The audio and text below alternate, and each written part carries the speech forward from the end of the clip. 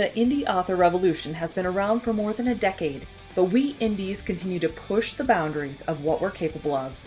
From getting over initial prejudices to staring down perfectionism and author imposter syndrome, we've become a force to reckon with. Indie authors now wear more hats than ever as we strive to create a career full of meaning, prosperity, and potential. We've juggled the demands and continue to be rebels in the face of adversity. Now, after years of hearing the shouts of hustle and grind, we indies are rebelling again. Gone are the days of publishing a book a month until we drop, and in its place are the seeds of a better way to rapid release. A way that feels incredible as we build a sustainable, lifelong author career that not only increases our visibility and royalties, but it's all done with intention and ease. If you're ready to buck the system and become the visionary authorpreneur I know you're meant to be, you've come to the right place. I'm Carissa Andrews, international best-selling indie author, and this is the Author Revolution podcast.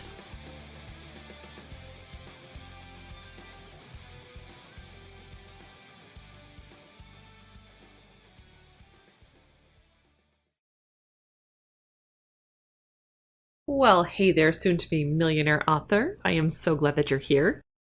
Welcome back to another episode of the Author Revolution podcast. So I hope you've had a great week. I myself have been thinking an awful lot about the direction of Author Revolution and what it is I feel called to do here. You know, with this platform, with my teachings, and overall, I guess, how I want to see the indie author community rise up. Now, I'm recording this on 2/22/2022. So it's the 2/2/2/2/2/2/2, lots of twos, portal. Or at least that's what the manifestation groups and the magic groups are talking about a lot. So it's an interesting day to be thinking about, where it is I want to go, what it is I want to do, and how I want to be able to help you guys to become the best community possible, to become the best indie author you can possibly be, and really ultimately kind of step into your future self and the role that you should be playing in this world. I have a dream, I guess, where indie authors are paid super well for their creative endeavors. And I will not stop until I've cracked the code to making that happen. And I feel like I'm super close. So in my experience, it really comes down to a few factors. And if you've been listening to me for a while, you know what most of these are, right? So number one is writing a series to market, meaning it's on trend, it's on point. You know that you're hitting the reader expectations and, all of those things are in alignment, right? It's also number two, having a big backlist. So even if you want to write your own thing and you don't want to follow the trends, eventually something in your backlist is going to help you out, right? Or number three, having a shit ton of money to advertise your books. And obviously the first two require mostly just time, either in the form of research, like knowing what's trending. You need to be able to read a lot, or you need to be able to research quite a bit to know what those things are. Or time by cultivating a big backlist of books, because that takes time too, right? And then knowing when those books are on trend, because eventually they will be, and then you can leverage those as they come about. The third one, though, now that one's tricky for us. We don't all come from money. In fact, I'd wager a lot of us creative types, a lot of us indie author types, we're not terribly good at building wealth or keeping wealth or even having it to begin with. So this comes down to mostly societal pressures and norms.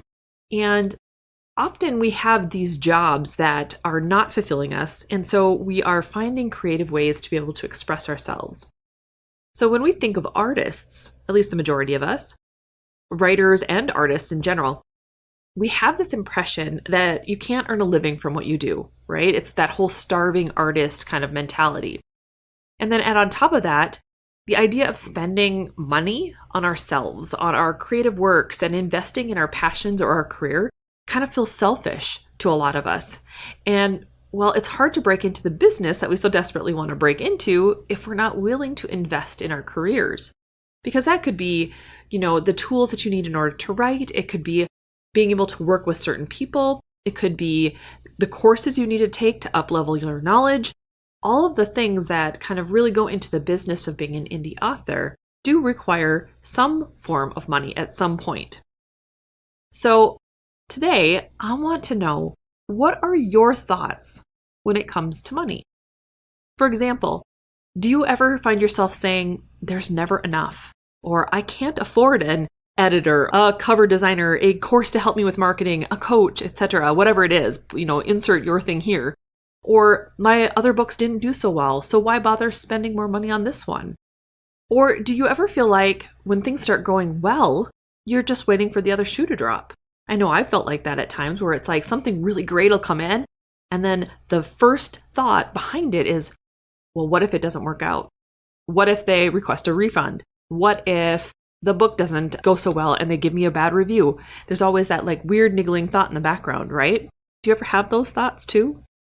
Now, if any of those sound like you, you're not alone. In fact, so many of us struggle with our worthiness, whether it is in our books or in accepting money from our works.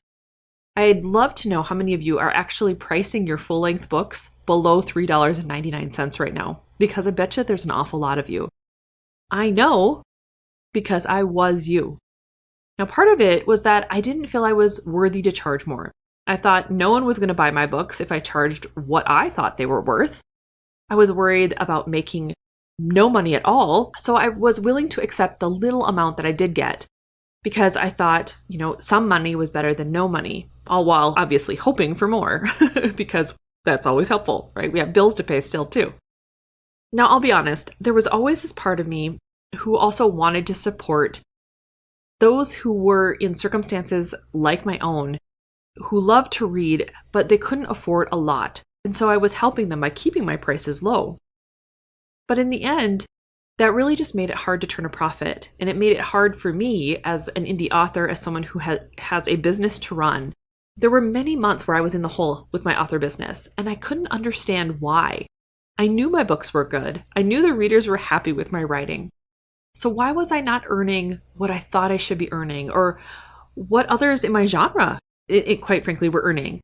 Well, as it turned out, I don't think I was showing up for myself the way that they were. Now, hear me out. The more I'm in this business, the more I truly believe that our inner belief about money and our own inner worth is what either propels us forward or holds us back. As someone who loves the metaphysical combined with science, I understand how energy makes up everything, right? We emit energy, we receive energy, and it's this big cycle that goes around and around. So if we're energetic beings functioning in a world of vibration, how can we change our frequency to be in alignment with what it is we really want, i.e., more money, right? At least that's where my thought process is right now. Now, you guys, if you've been following the podcast for a while, you know that I've been really interested in this concept and kind of diving into the inner workings of, money mentalities, and to figure out a good way to be able to get the right mindset that allows me to be in alignment with more money, that allows me to do the things that I know in my heart I am meant to do. Like, there are things that I know I'm meant to do in this world, and they require money. Like, I envision some really awesome things for authors that I am meant to do in the future. Like, we're talking big events and we're talking about really cool things, but I can't do those things unless the money comes. So our first step is to want what it is we want and know that we are worthy and deserving of it. One of the things that was really cool about reading Amanda Francis's book, Rich as Fuck, was that she talked about something in a way that I had never really thought about it like this before. She said that your desires are divine guidance from within you. And now you could call it God, the universe, or simply your DNA is programming, whatever it is. I really don't care. But that those divine urges, those desires that you have in the back of your mind, those things that you're trying to maybe hide from yourself or not even admit to yourself that you really do want, they're there for a purpose. They are there for a reason, and you're meant to act on them. And it's not bad of you. It's not selfish of you. It's a part of who you are. And denying that is what's actually causing a lot of havoc in your energy field. So all I really care about then is that you know that you're worthy of having whatever it is you want. Now hear that again. You are worthy of having whatever it is you want. Now, if that means a millionaire author career, then it's your job to go after it. It's your job to know that you can and will make that happen. It's your job to hold the space for that whole thing to open up by following the inspired action that kind of crops up in your brain or in your heart until it has no choice but to show up in your life. So how do you do that though? It sounds easy. It sounds cool, right? But how do you do that? Well, it's by noticing and resolving the resistance you have in yourself to getting the thing you really want. So let's say it's that millionaire author career. What are the first things that come up when you think that? Well, it's great, but it won't happen this year. Or it's great, but I have no idea how. It's great, but, writers never make that happen. It's great, but there's always this but in there. Or there's always this little niggling thing of, I would love that, but I'm not sure it's possible. And it's that little part that I'm not sure it's possible that's keeping you stuck. So you might have programming from your life, from your childhood, or even recent years that are in direct conflict with the thing it is that you want. And I know for me, a big one of this is the resistance to knowing that I am supported and that it's okay to get what I want. Now, when I was a kid, my dad's favorite saying was, it's okay to want things. And while that sounds good on paper, what he actually meant was, good luck, kid. Want away, but you're not going to get it, and very often I didn't. So those sayings, there's probably many of other sayings that you've heard in your life. It's okay to want things, you're just not going to get it. And maybe you didn't get the thing that you wanted very often. And so if you want something this monumental, this huge, like being a millionaire author, there is going to be some programming in your mind that is going to be in direct conflict to getting the thing. And so until you face that, until you look at it for what it is, which is just a limiting belief, you can't move past it. For me, in addition to that, when I really needed people the most, and maybe you're going to relate to this. So during my divorce a decade ago, the people who I thought I could rely on, they really turned their backs on me. And that was my closest friend who at the time, she broke off her friendship because she just couldn't handle the stress, I guess, of the divorce. She was friends with both of us. And even though she was my closest friend, it was like she just couldn't understand where I was coming from. And that just broke off our friendship. And it was a very traumatic time, I think, probably for both of us. But then in addition to that, my parents and I fell out for years. Thankfully, that relationship with my parents has resolved itself. And they've been doing such a marvelous job. I mean, honestly, they've tried to repair the damage that whole stressful time really kind of created. They're helping us financially support the child custody change with my kids.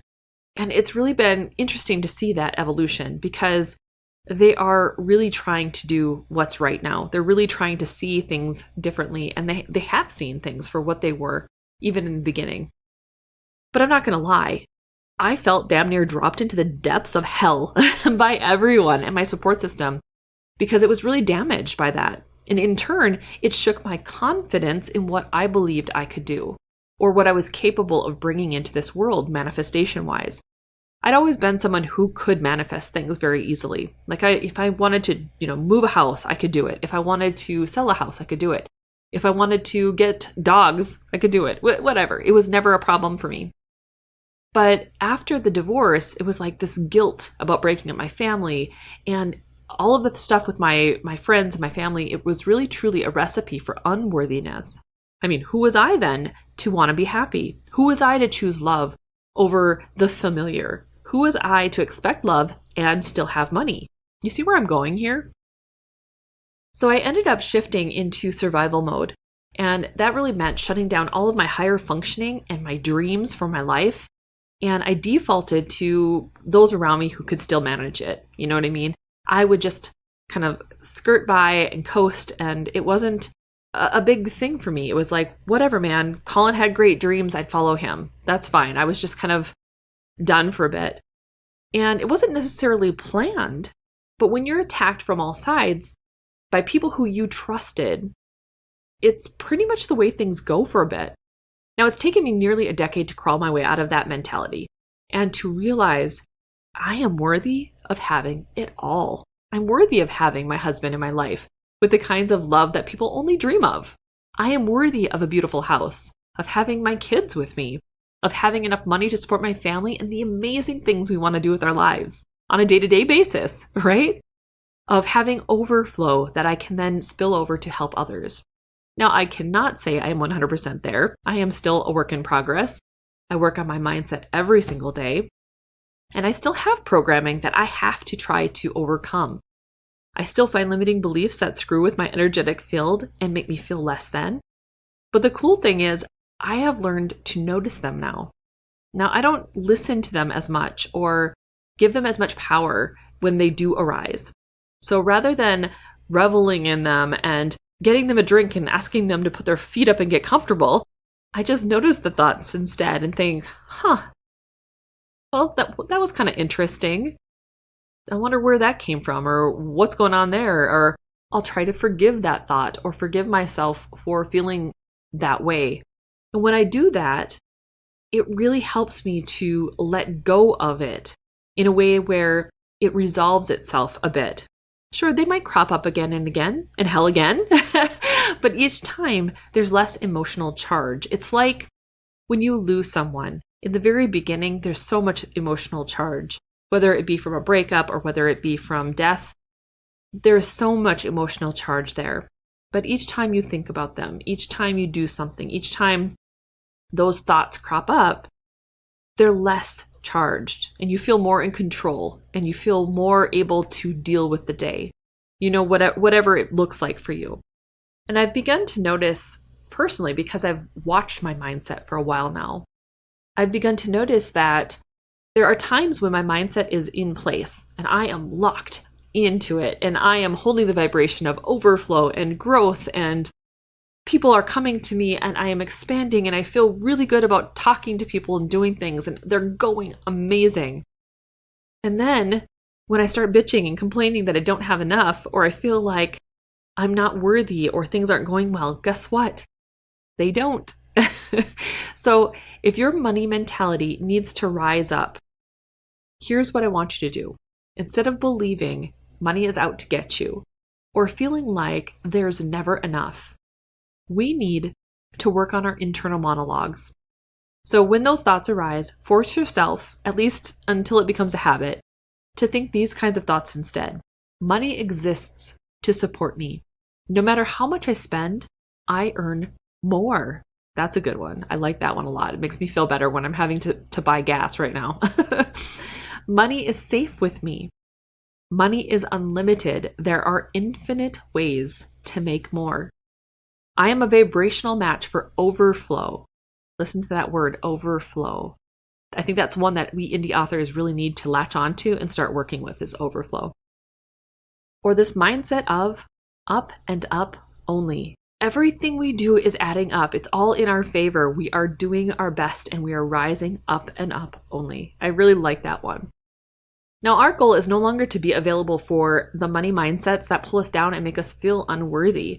And the cool thing is when you attune yourself to your emotions, when you start to realize how you're feeling, and if it's not feeling good, then you know you are in discord to your alignment, right? You are in resistance. You are not in the flow state of being able to be a match for the thing it is that you want. So if you are feeling unworthy, if you are feeling down, if you are feeling like what you do is never enough, you're not in the receiving mode or the receptive state to have the thing that you want.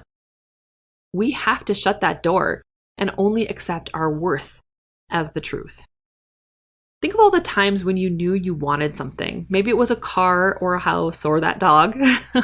Your thoughts brought them to you, right? That's manifestation at work, my friend. You were a match for it because you believed it was yours.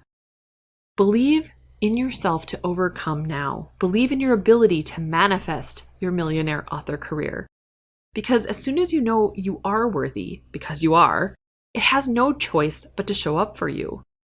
Now, one of the biggest things that we have to let go of, though, is how and when. I know for me, when is really hard. I'm a Virgo, guys. I'm a Virgo, and I want to know the when. Yes, I even want to know the how. But for me, I have very little patience. I want to know it's going to be coming on Tuesday at 2 p.m. That's what I want to know. But we have to let those things go because it comes up when we are in alignment for everything. Like we can't just Well, we could. I mean, we could just manifest $1 million out of thin air without absolutely any kind of infrastructure to make it happen. But I think most of us, in order to get really behind the energy of becoming a millionaire, especially as a millionaire author, we have to have some books in our backlist, right? We have to have some stuff that really sinks into our worthiness and shows us that now we're ready. And so we need to make sure that we are working towards and continuing to take action on becoming the kind of author that is worthy of $1 million, knowing that it is coming, knowing that it's inevitable, knowing that it will be here before we realize it. And that is our really big goal. That is our thing that we have to grapple with. It's our thing that we have to grab onto. And it's the thing that we need to learn how to step into in order to become the millionaire that we know we are destined to become. All right, guys, that is my riff off today about money mentality and where we as indie authors really need to be. If you'd like to grab the transcript of today's podcast episode, make sure you head over to authorrevolution.org/121 to get the goods. You can also sign up on that page to become a patron supporter of the show over at Patreon as well. My mission for Author Revolution is truly evolving into helping my fellow indies pull out of a poverty mindset when it comes to their books and their art. The world needs us, guys. They need our creativity, our perception, our stories. They are more valuable than any of us realize. And they should and can support us in the ways we really want. It all starts with changing our mentality around money. So, my friend, go forth and start your millionaire author revolution.